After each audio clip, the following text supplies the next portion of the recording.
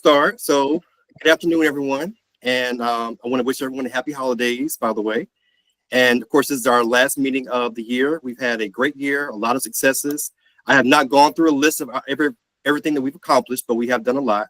And of course, today's meeting we moved up an hour only because there's a commission meeting, or at least I think they're still in effect at 3 o'clock.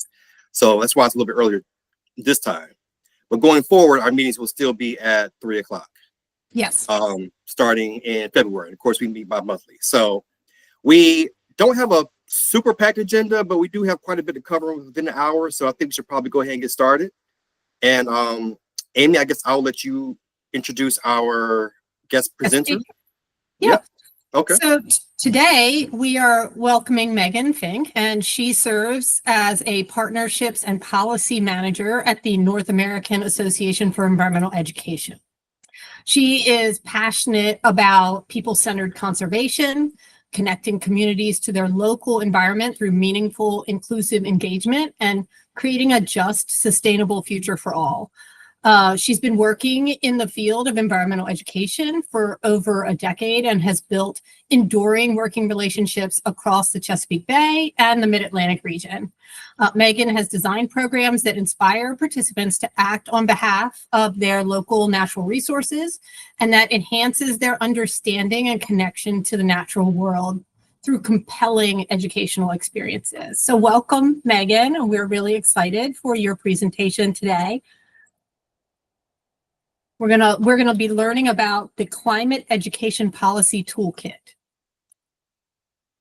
Wonderful. Yes, thank you. Am I screen sharing? Is it me? Yes, you can. Okay. Let's see.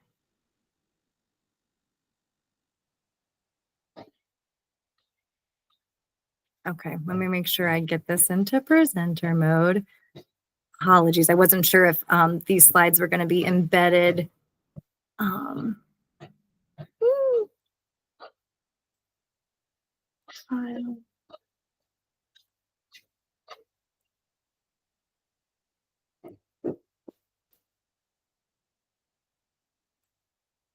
Megan, I think it's the button on the right that says slideshow. Thank you. Can everybody see that? Yes. Okay, great. And is that okay? Can folks still see my notes are you seeing the full screen? We are just seeing your slides. We're just seeing your slides. Thank you so much. So yes, I am here today to share with you the Climate Education Policy Toolkit. Laura Collard is one of our members of the Coalition for Climate Education Policy. So this work is much bigger than that of NAAEE. It's an incredible coalition of members and organizations that came together and have been working together over the past 2 years to create a policy agenda. And out of that kind of came the idea of a toolkit to help people at the community level advance education policy around this work. So I really wanted to start off by emphasizing who this was created for and who created it. So this is really for everyone in the spirit of being inclusive.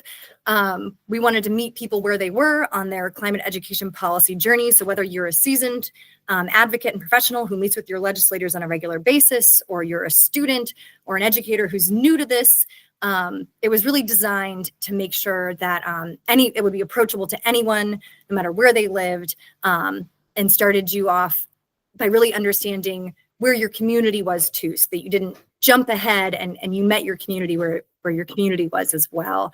I think a lot of people, when they think of climate solutions, they jump right to the decarbonization and the clean energy and renewable resources and those big tangible solutions, but climate education and literacy is the foundation of all of that. And we're not going to have those green jobs or that dedicated workforce or that next generation of skilled leaders if we don't start off with that literacy. So I just wanted to thank the people in this room for recognizing the importance of that and really making sure that future generations are set up for success by focusing on climate education and making sure that all students and community members have access to to a thorough and meaningful climate education. So thank you. So who created this toolkit? As I mentioned, it was crowdsourced from a really impressive group of individuals and organizations who have been working in the climate education and access space for decades. I'm blown away by the people who join our calls and contribute and share resources to this work. And again, just really wanted to emphasize that the vision for the toolkit is that it meets the needs of people no matter where they live. And that's going to kind of really be highlighted on this slide. As a coalition that represents and has representatives from coast to coast and across the nation, we know that not all of America looks the same. So we wanted to make sure that as you used the toolkit and brought it to your classroom or to your coalition, that you had a way to frame it that resonated. And even within your state, there's pockets of all of our states that have different beliefs and different values and are more conservative or liberal. So our messaging and framing, as you all know, working in communications is going to change. So I'm hoping that when I click on that link, can everyone now see the About page? No. Darn it. Okay, you didn't go with me to the website. Okay, that's a bummer. You might have to switch Every time I want to do that. that slide. Okay. Either that or you share a screen, not a window. Right. Oh, yeah. Change the way you're sharing. Okay, so so sorry, team. Should I stop sharing and reshare my screen? Yes. Okay, I'm going to stop sharing. I'm going to find the Google Meet again. I did it. And then when I click share, entire screen. Thank you. Okay. I'm going to minimize that. And then now you all can see. Yes, we can. Awesome. Thank you so much. I just wanted to very quickly share some examples of what I meant by that. So just for instance, if you were going to share this toolkit and you wanted to talk about what it was going to do for your community and why you were bringing it into the fold, you could say you wanted to advance climate literacy and action in a more climate supportive environment, but you might want to change that messaging to efficiency and waste reduction in a more climate hesitant state, and really emphasize that this toolkit and climate education is going to help us conserve our natural resources and save costs for school systems and taxpayers. Might resonate more depending on which audience you're talking to. So I really thought this was thoughtfully designed in showing it side by side so you could quickly see the differences. For instance, number 4 here, healthy and just learning environments versus healthy learning environments. There are certain trigger words that signal to communities that you're in or out of a group. And we just really think that this work, we really do all want the same thing for our kids, and that's good mental health and positive youth development. And so if you say social emotional learning in one circle, it might signal some other values that don't resonate, but I think we can all use terms like healthy learning environments and positive mental health, which is inspired by learning about your environment and spending time outside and understanding your local ecosystems. Similarly, for the toolkits and objectives, and a more climate supportive state, ensuring equitable access and promoting justice might be the frame you want to use. Another objective of the toolkit that you might use in a more hesitant state is promoting fairness and opportunity. I think you all get the picture, but I just wanted to just show you where that was on the website and how you could use that framing as you shared this resource. So then, step 1, it's really just 2 easy steps. The toolkit is comprised into 2 simple steps. First is really understanding your local context, where your community is, where your state is. And the coalition did this by kind of focusing on theories of change and how those can lead to transformative change. So this page on the website, which you are all now with me and can see, kind of has questions to guide you through these 4 theories. You can get a PDF of all the questions, so they're all in one place, short and concise. But again, I thought it was really thoughtful They're designed to walk through in order. First, you've got to evaluate the readiness for change. Then you can prepare, plan, and design change. Then you can manage it, and then it can become transformative.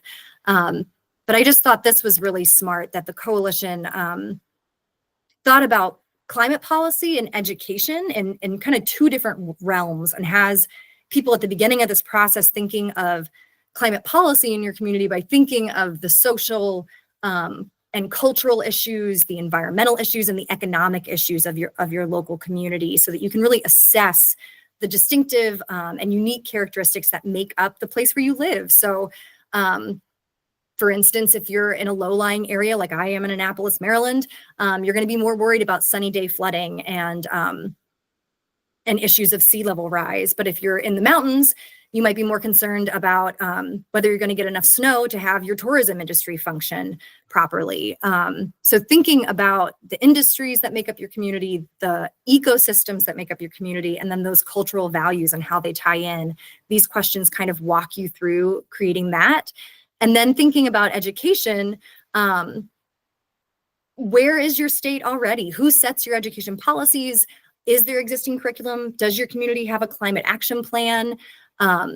We're so fortunate in Maryland to have awesome an environmental literacy graduation requirement. We have incredible career and technical education programs. Do they already highlight, and I know the blueprint emphasizes this, green careers or blue careers relating to oceans and our waterways? Does your state have professional development in this space? So as you continue to scroll down, again, it's broken out into these, I think they're called accordions, that help you assess the scene. And I thought this was really wise as well, just making a distinction between state level processes and then district and county level processes as you map out, and not just the systems that are in place, but then who you need to get in touch with to start this change at the state level and then at the local level. And as you scroll down, we get to managing change, and it's a little more simple, just 3 key questions here, and then transformational change. All right, step 2, you're ready. You're ready for the final step. After you've kind of mapped out your local political landscape, hopefully you've been able to identify where it is exactly that you'd like to grow. So the coalition put together 4 curated collections of resources in communications and messaging, coalition building, policy formulation, and advocacy. And one that I really wanted to highlight for this room, and I will emphasize too, there's only 2 to maybe 5 resources per category, because we really didn't want to overwhelm the user. We wanted to really pick the best of the best and streamline the process, not just dump a whole bunch of links on people, but highlight what we thought was really strong. So I had pulled out, particularly for this group, I thought you'd be interested in the communications and messaging section. There's a making the case for climate education policy. And it's just a simple 2-pager with high-level talking points on why climate education policy and climate education is extremely valuable to our communities, our students, in creating a healthy, just, sustainable future for everyone. So as you can see, really concise and clear and to the point. And then if you're interested in delving deeper into the literature and resources that informed those talking points, you have access to the links there. I thought that might be of particular interest to this room and audience. And then finally, I just wanted to emphasize that this is meant to be a living document. As many things are with education, we grow and change with the times. We all know that we're lifelong learners. And as the landscape changes, so will the advice and the resources of this toolkit. So if you have other resources you think would be really valuable to include, or if you want to get more involved with our work, please don't hesitate to reach out. You can join, like Laura does, our bi-weekly calls, or if you just want to stay in touch and get a newsletter from us every other month that kind of highlights some of the broader work happening in the climate education policy space, you can do that. And then if you ever come across any success stories of where we've successfully seen climate education policy over the finish line, where it's thriving, we would love to highlight those and share inspiration with our larger network. So that we don't have to recreate the wheel, because once we've done it somewhere, there are lessons to be learned everywhere. And I know I moved quickly through that. I do have to hop to another meeting at 2:30, so I wanted to leave plenty of time for questions and to dig deeper. And just to say thank you so much for including us in this space. I really appreciated on y'all's webpage, you had a list of like 11 key features to communicate about climate. And I think all of those tenets, making it personal, highlighting cost savings, all of those things I think are peppered all throughout this policy toolkit. So I really do think there's a ton of overlap between this and the work that you all intend to do for the commission. So thank you again for having me, and I'd love to answer any questions.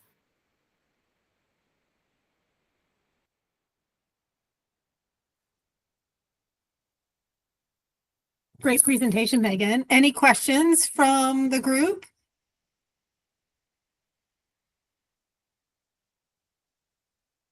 And this slide deck can be shared, and you all are welcome to use it and edit it and download a copy and change it in any way that works for you, if that's helpful in your outreach to your communities. Great. Yeah, I mean, outreach is a big part of what we do, and it's not an area we've truly been focusing on in the last couple of years. We've really been focusing on education, as in K through 12 and college level education, not as much community outreach. So there have been suggestions that we take a look at those in terms of the recommendations we make to the state legislature and the governor's office for 2025. So it's on our bingo card for 2025. So it's such a great toolkit that we'll be able to refer to as we kind of move through our process and create recommendations specific to Maryland. Have you heard any success stories or back from any organizations that have kind of been working through the process? So the toolkit we just launched in November. So I didn't realize it was just launched. Okay, gotcha. Wow, that's great. Okay. Yeah, so if you all use it and have any feedback along the way, there is a survey link on our feedback page.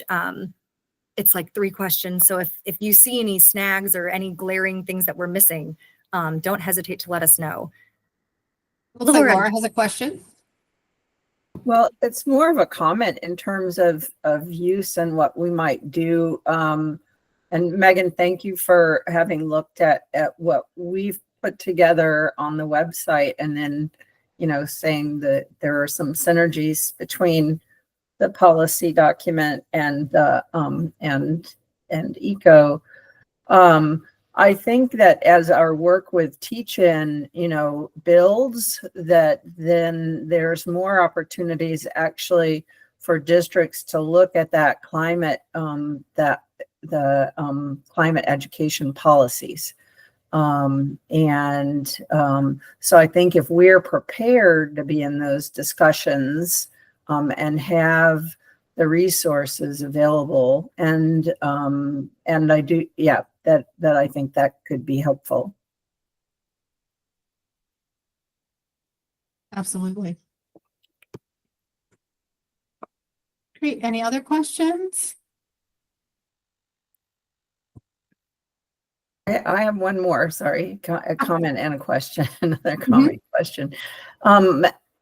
Zachary, what do you think? Because there are some districts that are working on climate policies, and some of them have more of the, like Megan said at the top of her presentation, are focused more on like the decarbonization and the dollars and not so much on the education. Right. Do you think it would be worth sending to the districts this education, framing, so that it could be linked with suggestions for making that link between the climate policies that they might be putting together and the education side of things? Yeah, I think you captured that our districts are going different routes, and I think across the state that's the story of Maryland. But we have so many districts prioritizing different work associated with environmental literacy. But I'm excited to look through and dig into this document with Peyton, our environmental literacy specialist, and I think there really could be value. I think the most valuable conversations with our LEAs are typically when we facilitate collaboration. And so this could potentially be something that we use to collaborate around with LEAs. But with it just being released, I can't be incredibly committal because I'd like to read it first.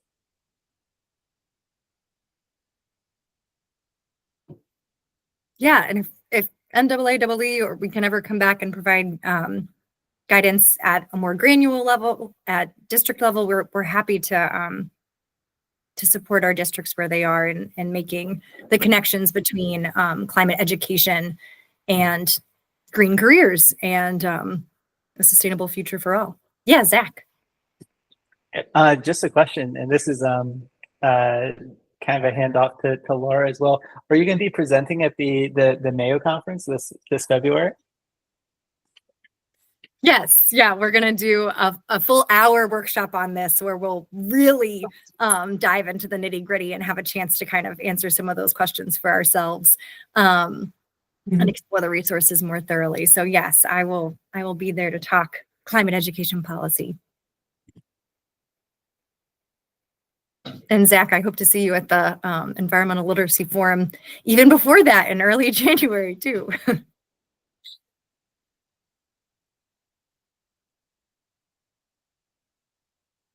Great. Awesome. Yeah, I will be there as well. So I'll try to meet you while we are there. Because Laura has asked us to do a presentation on the teach-in and what we've accomplished so far and have going on for 2025. So well, I'd like to sit in on that one. So hopefully we're not at the same time. great. Which actually leads us to our next budget or our next agenda items, and maybe we'll switch it up since we were just talking about the teach-in. So Megan can at least hear a little bit of it. Jabari, do you want to talk about it, the teach-in update, and then I'll do the annual report update after? Yeah, sure, no problem. So it's actually a lot to discuss. We've made a lot of progress on the teach-in for 2025. First of all, thanks to Amy. Amy set up a Google Drive with all the documents. And Amy, I have to give you some credit. You've done an incredible job of setting up a lot of stuff for this already. So thank you. I'll say thank you to Amy. Okay.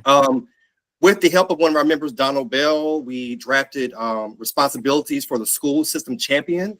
Remember, we had Donald Bell was the school system champion for Prince George's County. So we kind of wanted to try to draft something for other school system champions as well. And so he kind of helped us with that. Amy and myself also helped draft responsibilities for a spokesperson.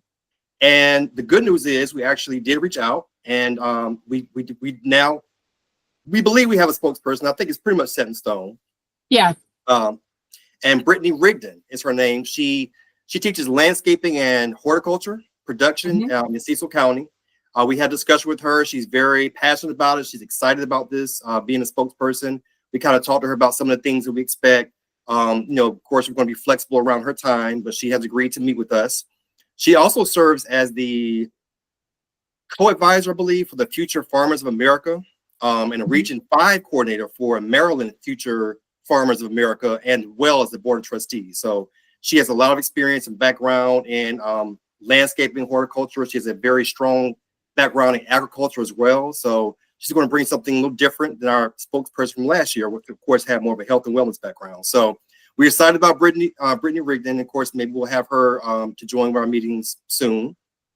She's also the county teacher of the year in Cecil County.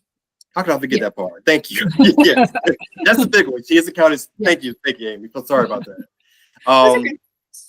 And we looked at planning a social media campaign, which I think we didn't really have a robust campaign last year. So we're trying to maybe, beat that up a little bit. Looking at maybe working with MSDE, possibly Mayo, right? Mhm. What were some other ones we Oh, talked about? let's see. There are a lot of associations that we talked about. We changed to that note page. Mhm. Second. Can y'all give me a second? Plug We my talked about laptop. the Youth Climate Institute, the Interfaith Light Partnership for the Chesapeake, MSDE, Mayo, and MDE. Okay, yes, thank you. Sorry about that. I was trying to plug in my laptop charger. So we also try to get the word out as many ways as possible. And I think you all just mentioned Mayo. So Amy, and I know we kind of discussed with Donald may possibly be able to represent as well at the Mayo conference to get for a panel discussion. So we'll mention that there. That same week, I will actually be attending a conference in Washington, D.C., the Second Nature Higher Education Climate Leadership Conference. And I'm going to put in a plug as well for Climate Education Week. This conference deals with leaders all over the country. But as we discussed in our subcommittee group, that we would love for this to kind of spread around the country. So we don't necessarily want to just hold it in Maryland. We would love this to go to other states as well. So I'm going to mention it there. While at the same time, Amy will be talking about this at the Mayo conference. And also we updated our list. We've added some new contacts for the list that we're sending out emails to. Our first email went out this week, Tuesday, Amy, is that correct? Yeah. Tuesday, right? Yeah, this past Tuesday. And so the email has resources on it. We have a section for sharing with your peers and community. We have a recognition section. So that's already going out. And the good news is we already have 7 people who registered. Is that right, Amy? 7 people? It's thus far? actually somebody else registered this morning. So now we're at 8. Okay. And this is by far the earliest we've ever had anybody register, if I'm not mistaken. So, Yeah, that's true. Yep. So we're already getting off to a head start. So this is good news. And I feel like I'm going to cover everything on the website. We are almost done with the updates to the website. So that should be, I want to say Michelle said that would be Monday. I believe that I'll be ready to go Monday. Yes. So we're moving on along. Those are some, am I missing anything, Jared or Amy, that y'all can think of? I don't think so. Okay. So we've done a lot. And so thank you to all the members who are part of the committee. We do have a separate subcommittee that we want to kind of reach out to at some point as well. And that's the kind of plan for the actual kickoff. Remember, we had a kickoff event last year. And so if anybody wants to volunteer, if you're on this group now, you want to volunteer to be a part of the kickoff planning committee as well. We have a lot of committees. Please let any of us know. And I see Megan's left, but I think Megan got everything pretty much. She pretty much got everything. Then please let us know if you have desire to work in that group. So if I've covered everything, I believe we're good. We also have a schedule for the email blast. So I think we've already outlined the dates we want the emails to go out in January up until March, I believe, right? So I decided that. So, and we'll be meeting periodically. So I believe that's it. Yeah. Unless y'all can think of anything else. Laura? So if I wanted to share with my communications person the social media blasts and stuff like that, I can go into the folder and Yes, there are Alright. social media graphics there. And they're in the website folder right now. I'm gonna create a social media folder in there as well, because we're gonna create like a full like social media campaign with hashtags and stuff like that that'll be available with plug and play text. Right. So that's one of my hopes to do over the holidays. okay, great.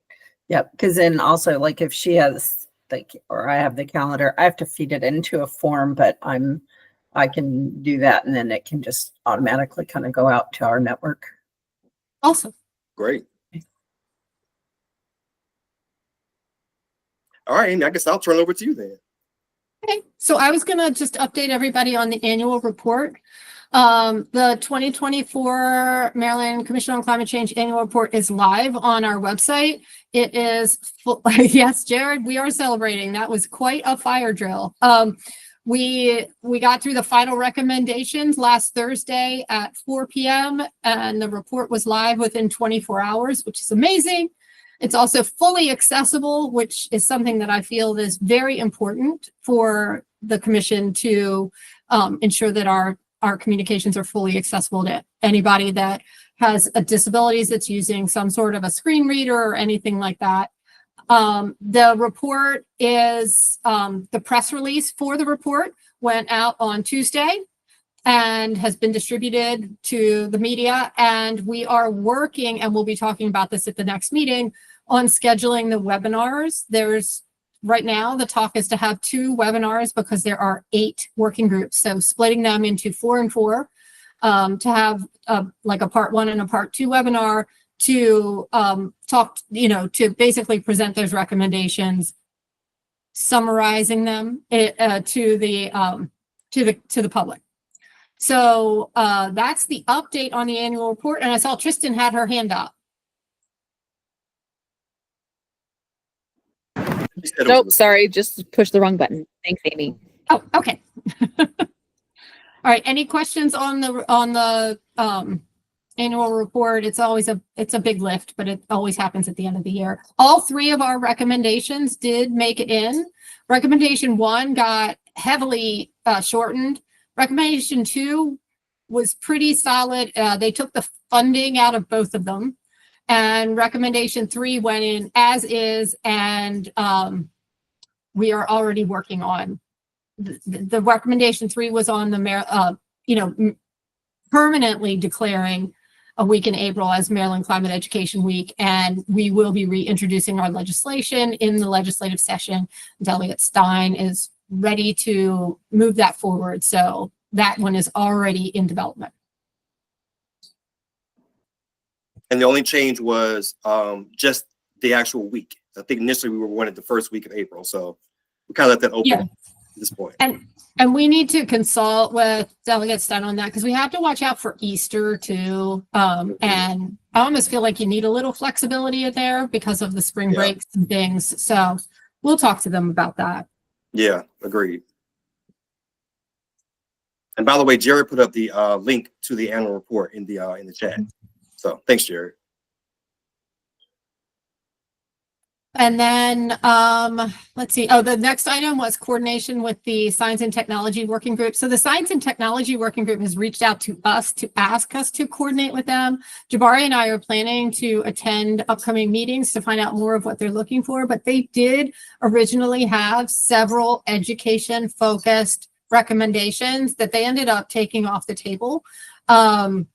So we'll find out more about what they're looking to accomplish, and we'll be bringing that back to the committee, hopefully in February. Our next meeting will have at least some sort of an idea of what they're looking for, and then we can start working on that. Next item on the agenda is the OLP report out. Laura, we had decided to make this a standing agenda item, and if there was anything to report. So do you have anything from the Outdoor Learning Partnership?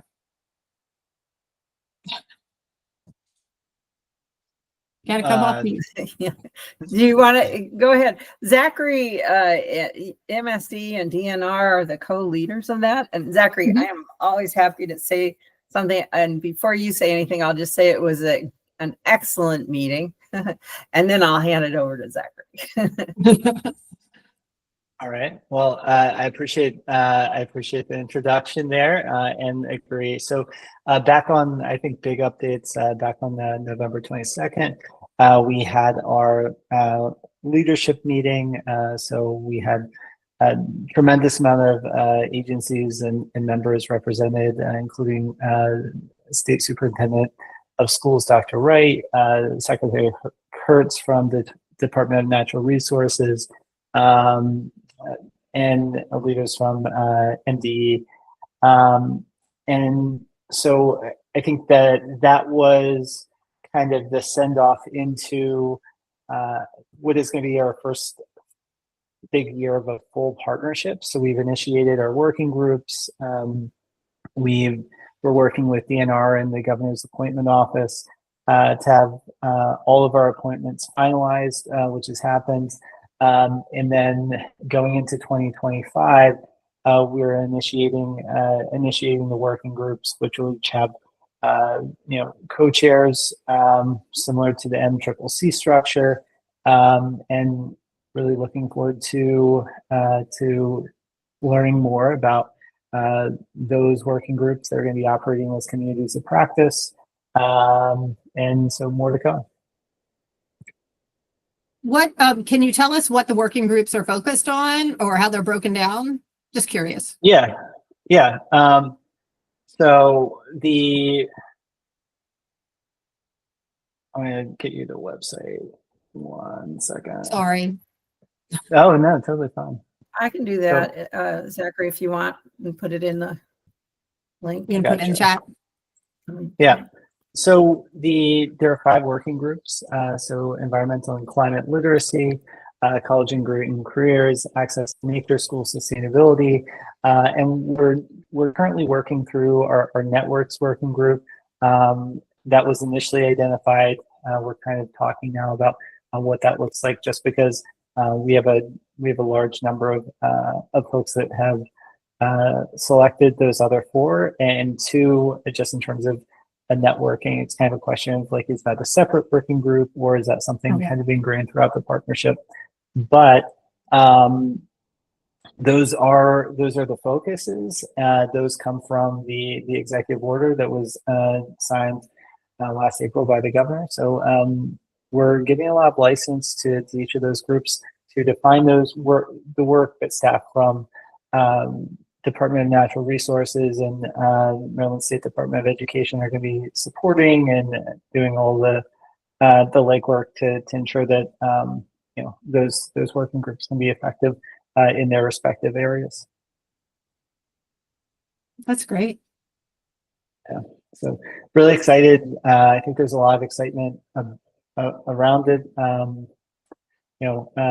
We really appreciated kind of a lot of collaboration initially, and so through the networking with the Higher Education Commission. So we have gotten interest in the Maryland Green Schools program from Higher Ed, which I think is the first time in Maryland's history where we're getting participation, and a lot of that has come in a way directly from the Outdoor Learning Partnership and some of the excitement and ability to collaborate around there. So we're certainly seeing the value. That's wonderful. Great. All right. Well, we'll look forward to kind of having that as a standing agenda item, looking for opportunities where we can support the Outdoor Learning Partnership or collaborate together. So that leads us to our next agenda item, which is the 2025 recommendations. We just thought it would be good to get that on the agenda ahead of time and start thinking about areas where we want to focus for the year. So we make sure that and it kind of goes with our next agenda item for speakers for the next meeting. So I'll kind of throw it out to the committee we had a suggestion from one of the commissioners to create a grant program for a grassroots groups to do their own education and outreach. That was something that was proposed. We can take that up if we want. There are other areas of focus that we could take up, and I'm curious to see how we feel and what areas we want to look at for the next couple of months so that we can start working on recommendations.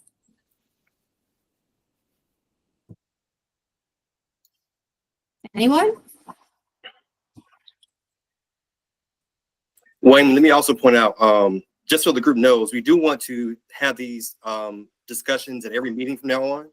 I see Tris, you have your hand up. So just keep that in mind as we're meeting. Just try to maybe have some ideas that we can try to talk about as part of recommendations going for 2025. So Tristan, you already have something?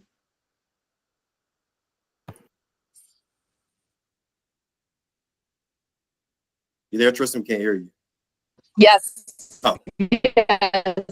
This one is an on-purpose hand raise. Thank you.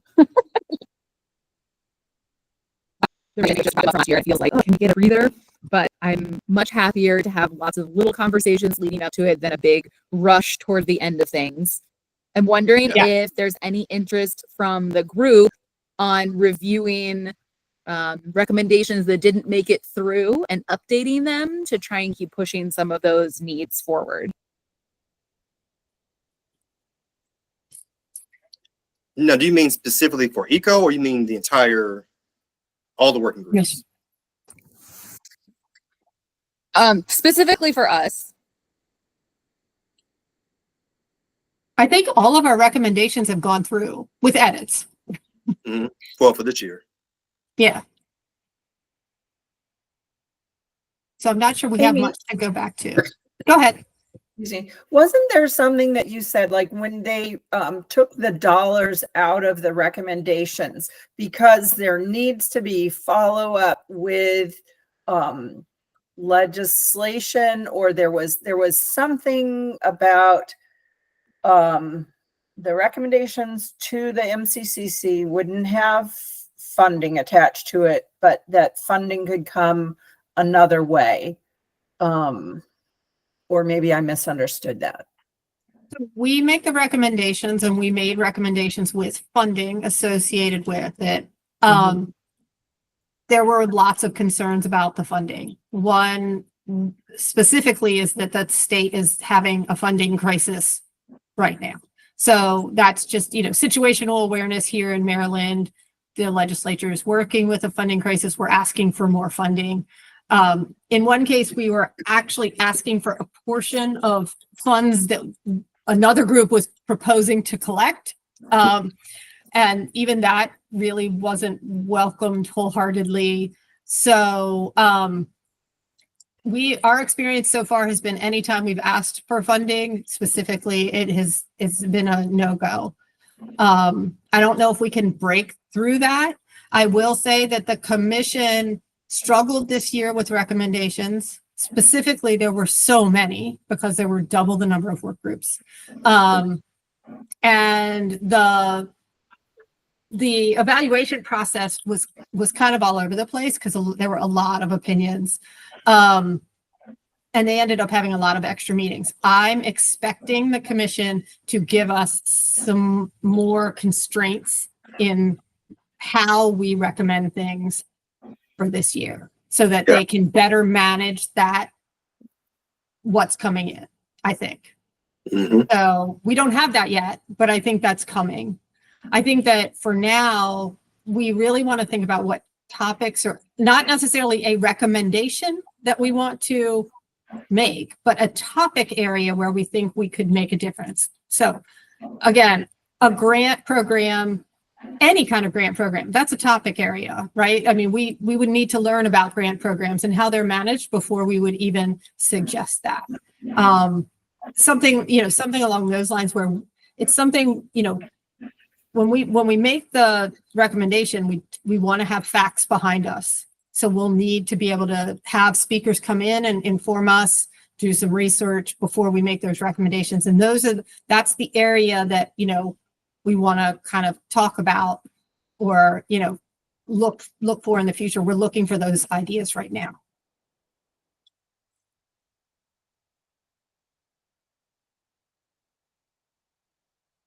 Thank you, Amy.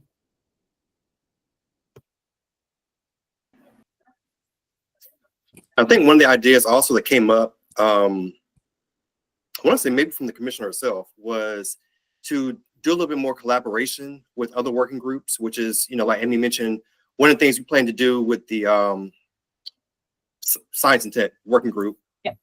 And hopefully that will kind of help bring down the number of recommendations as well, because there were some overlap and some things that we could have collaborated on initially.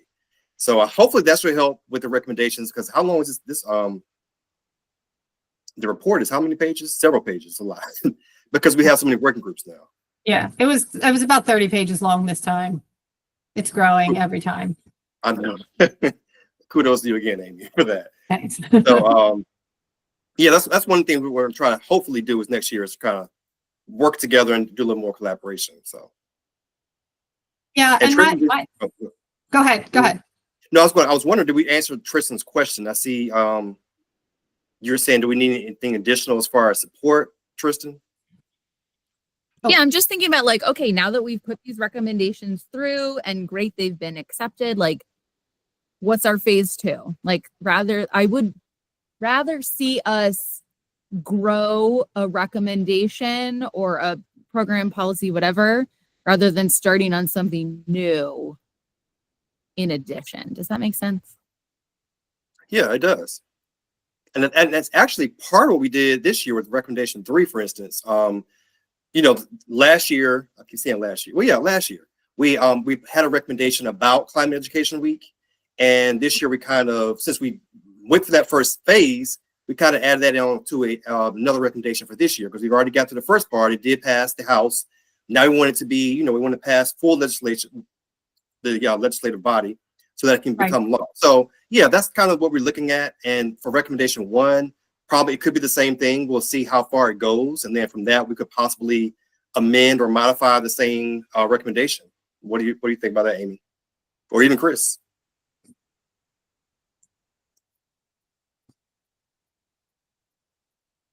I mean, what do you think, Chris? I mean, we've been doing that for a couple of years. I personally have felt like we've made some really great strides with the legislation, and that's the only one we've made really great strides with. So, and we made those strides. Our committee, you know, we were the one that connected with legislators to make that happen. Right. I think that's, you know, if we're going to make recommendations to the legislature, I think we need a plan to work with legislators to make those happen. Yeah, it gets really tricky for MDE staff to do that. It's a no-no. But I do think that my answer to your question really, I think, is just stay tuned, because the chair herself was really frustrated with the process and how long it took, and sort of charged Jared to figure out how to fix it. And he's done some work. And I think the steering committee is planning to tackle this. So come New Year, I think there's going to be some guardrails. There's going to be some organization, some timelines. Every year we say it. Let's not scramble at the end of the year to come up with recommendations. Let's come up with recommendations as we discuss these topics. You know, put them in print, and then we don't have to scramble at the end of the year to remember what we talked about in April. But just rest assured that this is a priority of the chair. And I think that the co-chairs of and the chairs of each working group are gonna talk about this in about 10 minutes. Yeah. Okay. Well, without topics to focus on, I mean, we still need to pick a speaker for the next meeting, and we want to have some time for public comment. I'm revisiting the list of speakers that we discussed at the last meeting. Hold on, for some reason my notes are going right there. That were all related to at least one of our topic areas. So we had, and Zachary, maybe you want to discuss this. I mean, we had talked about bringing in an environmental literacy leader from MSDE. Is that something that you would be, you know, willing to help us coordinate so that we can understand the environmental literacy standards and how that impacts the various districts? Yeah, that we could 100%, either Peyton or I present that information, both the standards and our standards framework. Absolutely. I think that would be a great starting point from an educational perspective for us to understand more of what's in place already. Yeah, and I think that, you know, I think that framework too, were all of the requirements that impact environmental literacy, because we have COMAR requirements when we're talking about our standards, our high school graduation requirement, but also we have the Chesapeake Bay watershed agreement that guides the kind of implementation of MIWIs at the elementary, middle school, and high school level. But recognizing too that Maryland is both a watershed leader in environmental literacy and a national leader, and so just the framing that we do some things with the history because of the Chesapeake Bay Watershed Agreement, but in Maryland we're really working to lead what environmental literacy and climate education are and can be, and so pushing past just having a MIWI in elementary, middle, and high school, and thinking about really what multidisciplinary environmental literacy can look like. But with all that being said, short answer is yeah, we'd love to. I think that would be a great topic area for our first 2025 meeting. Yeah, absolutely. Awesome. Okay. Well, that's great. So I'm going to, basically charge everyone to think about areas where you would like to make an impact, whether it be education, outreach, or communications. We heard about an amazing tool today. I mean, a recommendation could be to, start using that or to investigate that further. Or in previous years, we had looked at, I can't think of the website right now. It was an education website on climate. And we had considered recommending that to the state, and they would set that up to the state for free. So was it climate for something for climate? I can't remember what it was.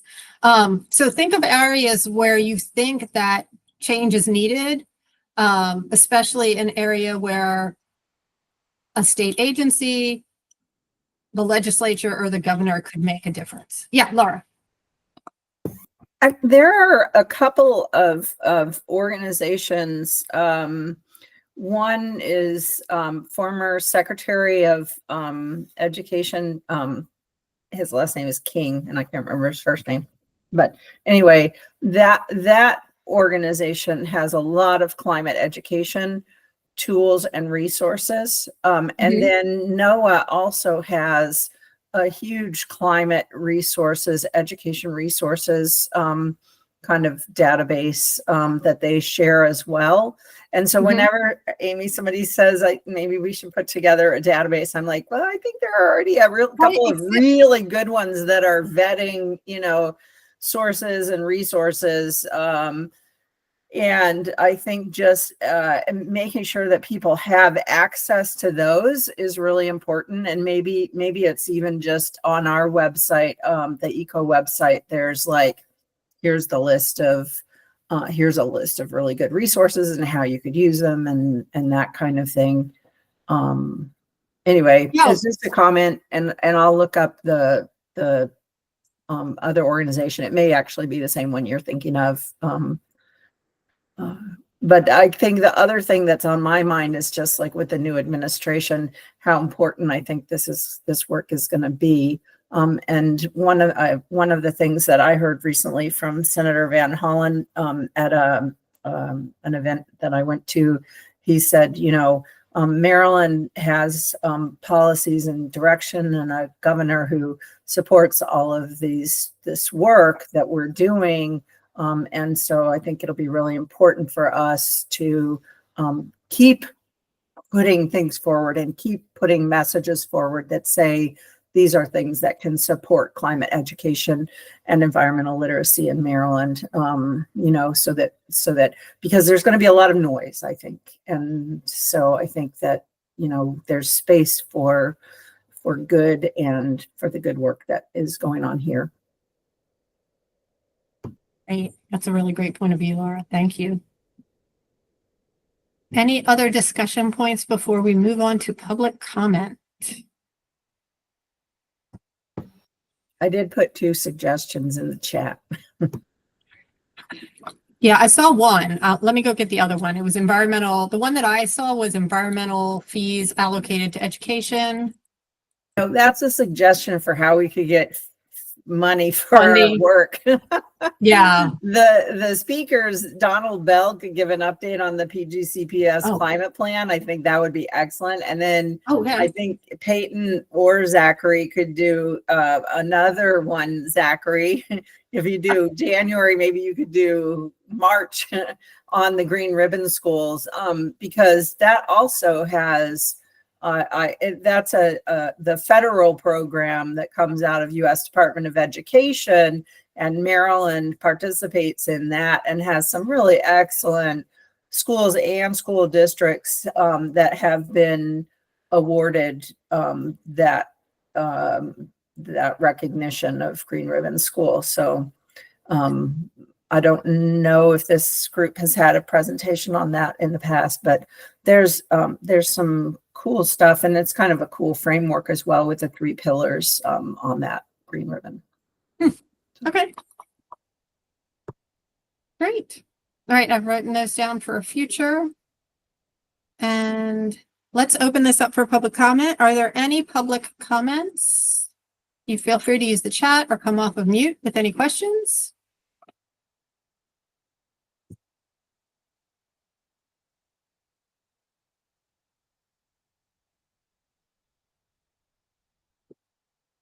Okay, let's see. I think we just go. Jeff Silva, do you want to come off of mute? Oh, ECO needs to hear from a lobbyist from an environmental association or renewable energy trade group for writing proposals to withstand the policy examination.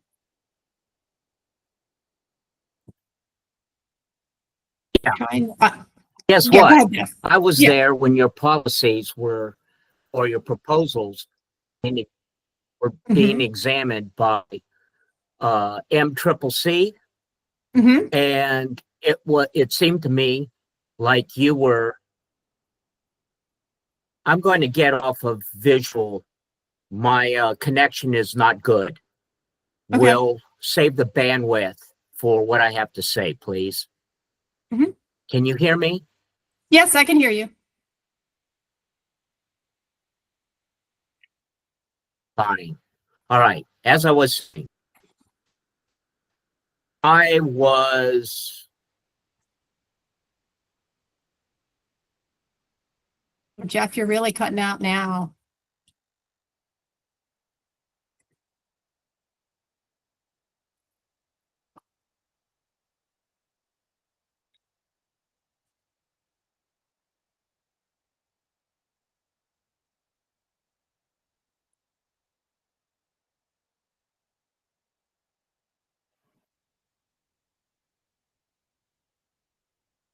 I put a message in the chat to you, Jeff, because we can't hear you now.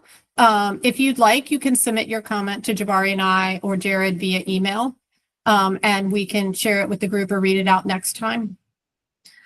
And with that, I think we need to close out the meeting. It's just about the top of the hour. It's been a good discussion. We have places to go, and I'm really curious to see what the steering committee says in the next hour, Yes. based on what Chris said. All right. Thank you all. Have a good day. Have a wonderful